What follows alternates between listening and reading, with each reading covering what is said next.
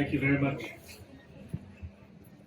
Just also, I would like to take the opportunity to inform everybody that just recently the Salt River Heritage Society has been awarded a prestigious award by the Department of Arts and Culture for its heritage contribution in the Western Cape.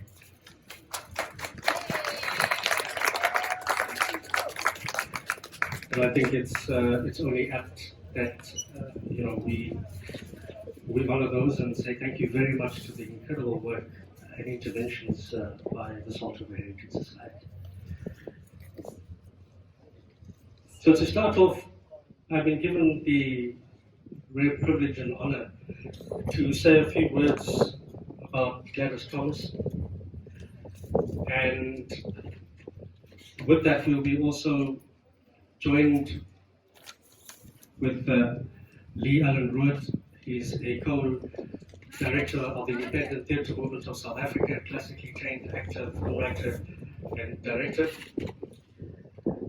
And then we would read parts of a very important poetry anthology that was first published in 1971 called Cry Rage, with James Matthews, that Thomas's and him jointly published, which became the first book of poetry to be banned in South Africa. Gladys Thomas was born in 1935 in Salt River. As an orphan, she was adopted by a family in Lakeside in Cape Town, and at 18 she married Albert Thomas, and in 1965 they moved to Simonstown, an area that was declared a white-only area under the Group Areas Act. The Thomas family was evicted later under this act, and this is where Gladys wrote her first poem when her family was evicted from Simonstown. In 1971, Thomas's poem Fall Tomorrow was published jointly with Matthews's poetry in Cry Rage. Cry Rage was the first book of poetry to be banned in South Africa. She wrote 6 plays, 4 of which were staged in the townships in the Cape Flats. 3 of the one-act plays won first prize in the World Newspaper Literary Competition just before it was banned in 1977. On April 24, 2007, Gladys Thomas was awarded the Order of the Kamanga Silver for outstanding contribution to poetry and short stories through which she exposed the political injustices and human suffering of apartheid, and for raising international consciousness about the ravages of apartheid. In 1993, Thomas and her husband began a theatre group, Getwize Players, for whom she wrote her plays. Their debut production, The Time Is Now, toured the Cape Peninsula and featured at the Grand Towns Arts Festival. We'll start off this dedication with this poem, Fall Tomorrow. Please note that this poem was written before Fees Must Fall, Rose Must Fall, and in many ways you can see the founding spiritual blocks of a kind of poetic inspiration that lived on then with the students, as more recently with the students, and could not be more relevant than now. Fall Tomorrow. Don't sow a seed. Don't paint a wall. Tomorrow it will have to fall. Let the dog howl and bark. Tomorrow he'll sleep in the dark. Let the cock crow, let the hen lay. Tomorrow will be their last day. Let the children chop trees. Let them break. Let the destructive little things ruin and take. For tomorrow they know not their fate. Don't sow a seed. Don't paint a wall. Tomorrow the yellow monster will take all. Let our sons daze the eye, rape and steal. For they are not allowed to feel. Let them drink. Let them fight. Let what is said about them be right. For they are not allowed to think.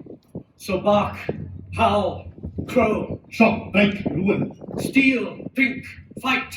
Let what's made of us be right. Tomorrow we gaze at a new view. seas of sand given by you.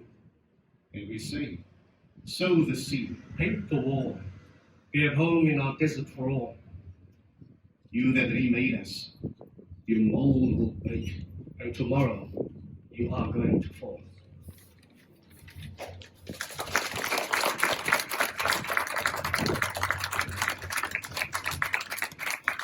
The next extended sequence is extracted from Couvert.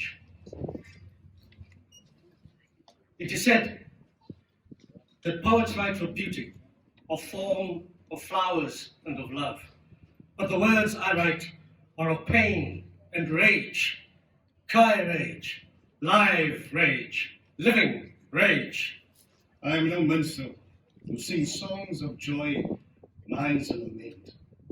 I wail of a land hideous with open graves, waiting for the slaughtered ones. Melodies strum their lutes and sing tunes of happy times, but I cannot join in the merriment. My heart drowned in bitterness with the agony of what white man's laws have done. Cry rage, live rage, living rage. Muted minstrels on a corner singing songs no one hears, hopeful that their notes will reach people passing by, strumming their guitars, fingers frantically fluttering, messages of love falling on stony deaf ears. Voices raised in a choir, their songs soundless to singers now not attuned with what is performed. Their trumpets shrill the air, cajoling the congregation to hear the music they have created. Ghosts in the metropolis, wandering to and fro, muted singers on a corner, singing songs no one hears. Cry rage, Live rage, living rage. Freedom's child, you have been denied too long. Fill your lungs and cry rage. Step forward and take your rightful place. You don't have to grow up. Knock at the back door. For you, there will be no traveling third class enforced by law with segregated schooling and sitting on the floor. the rivers of our land, mountain tops and the shore. It is yours, freedom child. You will not be denied anymore. Cry rage, freedom child. Cry rage. Live rage. I share the pain of my black brother, And a mother in Harlem ghetto. but that of a soul brother in Notting Hill, As I'm removed from the land that I own, because of the color of my skin, or pain has linked us, from Manenberg to Soweto, to the land of the not-so-free, and Britannia across the sea. my black brother's cross, The pages of his passbook, the nails. as skewer's flesh, The towns of Alabama filled, with groves of ebony crosses. and the streets of liberty are Calvary. Broken down people with broken down dreams, moving out. From their fathers recall the birth of fathers and sons their own, to ghettos of color, black and brown, pockets of discontent and despair. Concrete coffins planted in sand, where the rage will flare and fade, moving out. Flowers just don't grow anymore in the ghetto. Empty houses, empty of people, wind teeming in the street for those who have departed. Flower children, the weeds left behind. Broken windows, apologetic on walls like blind-eyed old folk. Sockets empty and not knowing when the axe will fall. Flowers just don't grow anymore in the ghetto. Houses torn down and bricks showing, flesh ripped away, revealing the bone, waiting for the demolition man to wipe away their shame. Street sparrows pipe as they flutter in the graveyards left behind. Voices raised in slow protest. Their nest open to the wind. Flower children stand around like scarecrows. Voices read hustle as they moan their pain of looking at places lost of people.